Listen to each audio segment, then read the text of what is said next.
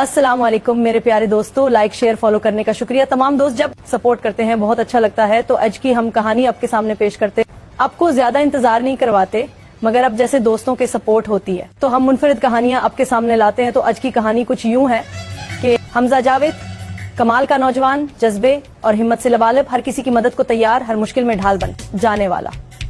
उसकी जिंदगी में साजिद अली और रियान अहमद की सूरत में दो कीमती और अहम दोस्त थे जो उसकी हर परेशानी, हर मसले में उसके शाना बेशाना खड़े रहते। हमजा जावेद की जिंदगी में एक विलन भी था जो उसे नाकाम करने की हर मुमकिन कोशिश करता रहता, मगर हमजा की मुस्तकिल मिजाजी और नेक नीति उसे कामयाबी की तरफ ले ही जाती थी। हमजा की जिंदगी में एक ऐसी मोहब्बत भी थी जिस पर वो दिलो जान से फरीफ्ता था और ये मोहब्बत उसके एतमाद को मजीद बढ़ा देती थी।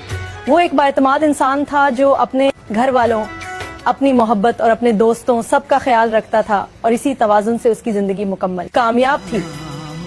अलास की जिंदगी मुख्तलिफ तजुर्बों का मजमुआ थी। उसके दोस्त साजिद अली और रियान अहमद हमेशा उसके साथ रहे।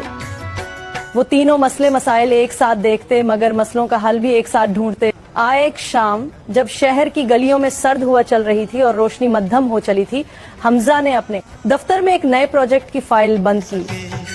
ये एक बड़ा मौका था जो न सिर्फ उसकी कंपनी बल्कि शहर की एक बड़ी सनत का मुस्तकबिल बदल सकता था। लेकिन उसके साथ ही ये विलन जिसे सब फारूक शाह नाम से जानते थे की नजर में भी आ गया था। फारूक शाह एक तजुर्बाकार मगर बेउसूल बिजनेसमैन था जो हमजा की तरक्की को अपनी नाकामी समझता था। अगले ही दिन प्रोजेक्ट की प्रेजेंटेशन से सिर्फ चंद घंटे पहले हमजा को एक जोरदार झटका लगा। उसके प्रोजेक्ट का सारा डेटा गायब हो चुका था। ये फारूक शाह का वार था। परेशानी की लहर हमजा के चेहरे पर आई, मगर फौरन एतमाद में बदल गई।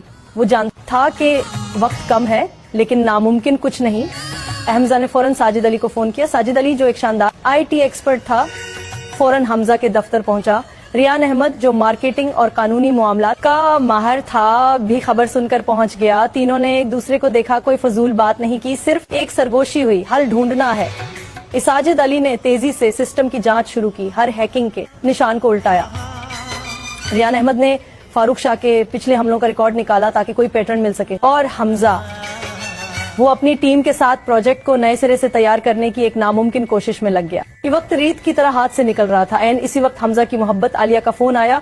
आलिया जिसकी खूबसूरत मुस्कुराहट और हौसला अफजाई हमजा का हथियार थी, ने हमजा को परेशान सुनकर सिर्फ इतना कहा, मुझे तुम पर पूरा भरोसा है, तुम सिर्फ काम करो, मुझे यकीन है तुम कर लोगे। इन अल्फाज ने हमजा को नई तवानाई दी। वो जानता था कि ये सिर्फ उसका प्रोजेक्ट नहीं बल्कि उसका अपने उसूलों पर यकीन। साजिद अली ने आखिरकार सिस्टम में एक ऐसा बैकडोर तलाश कर लिया जहां फारूक शाह ने डेटा को सिर्फ छिपाया था, मिटाया नहीं था। ये एक बहुत बड़ी कामयाबी थी, मगर डेटा का साइज इतना ज्यादा था कि उसे